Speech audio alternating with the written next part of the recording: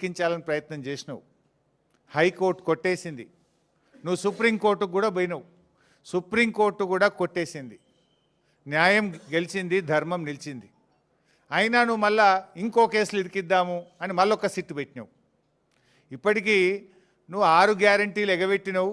నువ్వు యనుమల రేవంత్ రెడ్డి కాదు, ఎగవేతల రేవంత్ రెడ్డి అంటే మానకొండూరు పోలీస్ స్టేషన్లో కేసు పెట్టినావు. రైతు రుణమాఫీ చేయలేదు, దేవుని మీద ప్రమాణం చేసి రైతుల్ని దేవుణ్ణి మోసం చేసినావు రేవంత్ రెడ్డి అంటే యాదగిరిగుట్టల కేసు పెట్టినావు. వరద బాధితుల్ని పరామర్శించడానికి పోతే ఖమ్మంలో రాళ్ల దాడి చేపించి ఖమ్మంలో కేసు పెట్టినావు. ఎవరో ట్వీట్ చేసిందని చెప్పి నా మీద హైదరాబాద్లో పోలీస్ స్టేషన్లో కేసు పెట్టించినావు.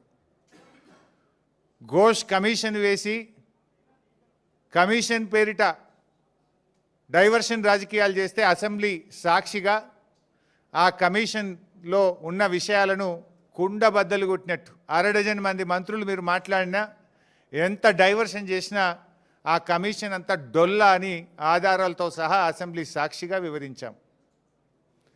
నిన్న నీ బామ్మర్ది బొగ్గు కుంభకోణం బయట పెట్టంగానే సాయంత్రం మళ్ళొక సిట్ నోటీస్ పంపినావు. ఇది రాష్ట్ర ప్రజలు గమనిస్తున్నారు. రేవంత్ రెడ్డి పోలీసులను వెనక పెట్టుకొని పిరికి పందలాగా నాకు సిట్ నోటీసులు ఇచ్చుడు కాదు. ధైర్యం ఉంటే రాజకీయంగా ఎదుర్కో. కమాన్ మాట్లాడదాం, ఏడ కొట్లాడదామో కొట్లాడదాం.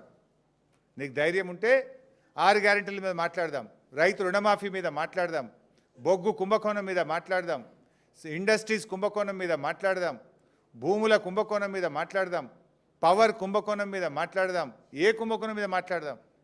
నీ ప్రభుత్వం కుంభకోణాలకు నిలయంగా మారింది. నీ ప్రభుత్వం ఇవాళ మొత్తం ఎక్కడికక్కడ దోచుకొని తింటా ఉన్నారు. ప్రజలకు ఇచ్చిన గ్యారంటీలు గాలికి వదిలేసిండ్రు. అందిన కాడికి దండుపాలెం ముఠాలాగా దోచుకుంటా ఉన్నారు మీరు. మీ దోపిడికి మేము అడ్డు వస్తున్నామని, నీ దోపిడిని కేటీఆర్ గారు మా బీఆర్ఎస్ నాయకులు ఎక్కడికక్కడ ప్రశ్నిస్తున్నారని నువ్వు చిల్లర రాజకీయాలకు పాల్పడతా ఉన్నావు. నువ్వు ఎన్ని కుట్రలు పన్నినా, నువ్వు ఎన్ని కేసులు పెట్టినా, నువ్వు ఎన్ని నోటీసులు ఇచ్చినా బీఆర్ఎస్ గొంతులు సింహంలాగా గర్జిస్తూనే ఉంటాయి. నిన్ను అడుగడుగునా తెలంగాణ ప్రజల పక్షాన ప్రశ్నిస్తూనే ఉంటాయి. ఎక్కడ కూడా వెనకడుగు వేసే ప్రశ్నే లేదు. నువ్వు రేపు ప్రజాకోర్టులో సమాధానాలు చెప్పాలి. రేపు ప్రజలు నిన్ను తప్పకుండా, ఇప్పటికే నీ మంత్రులను నీ ఎమ్మెల్యేలను ఎక్కడ పోతే అక్కడ నిలదీస్తున్నారు ప్రజలు.